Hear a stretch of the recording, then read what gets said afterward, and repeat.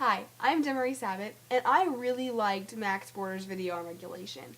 I think that it's not the biggest problem America has right now. It's not the biggest threat to our freedoms, but I think it will certainly become one because it's something that's growing, and it's something that because of these regulations and these small businesses not being able to open, we're allowing these major corporations to monopolize the market.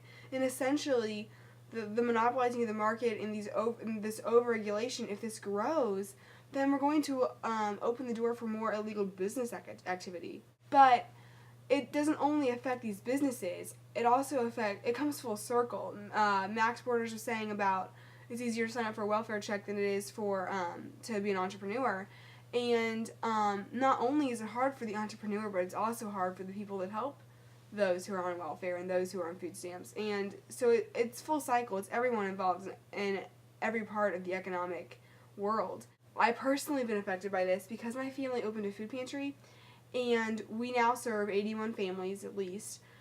We're open for 2 zip codes here in Indianapolis, and we rely on the local high school down the street to do food drives for us because we also rely on other donations that people who know about us, they donate to, but we don't rely on any small businesses or any businesses at all, because when we go to these major corporations like the major grocery stores that are down the street from us, they tell us that they've already donated to the local food bank, and they rather help the food bank than us most of the time.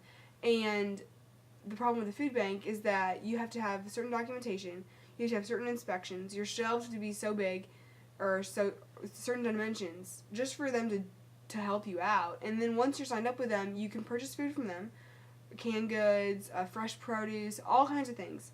But the food you order may not be on that truck when you order it, and the food on that truck may be expired. You have no idea of telling how much will be expired and how much will be what you actually ordered, because they just take what they've been donated to, but then they charge you for it. And so if you spend this money to buy the food, but it's not what you needed or not even what you can give away, then that's a waste of money. And in a nonprofit organization, you don't have room for taking that kind of risk. And so it makes it difficult. And then once you're signed up with them, when you get the fresh produce, you can't pass on the fresh produce because you can't pass it on. So if you're open on Tuesday and you don't use some of that by the end of the day, you can't pass it on to another food pantry or even to another family outside of your zip code, because it's liability for the company that donated the fresh produce to the food bank. And so it's just kind of frustrating because the food bank and the food pantry both want to help the same cause. They both want to help families who are in need because of the economic turmoil.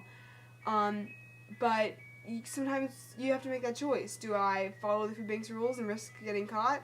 Or do I feed the family who I know has hungry children?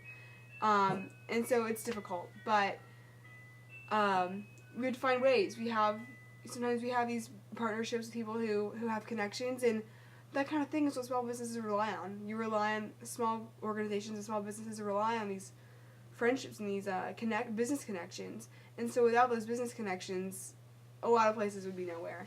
And so I think the solution to this overregulating would be writing our congressmen, expressing this need to cut back on the regulations and these minute rules.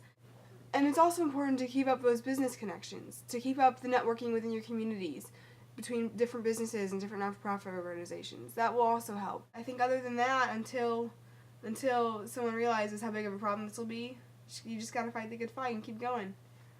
So, thanks for your time.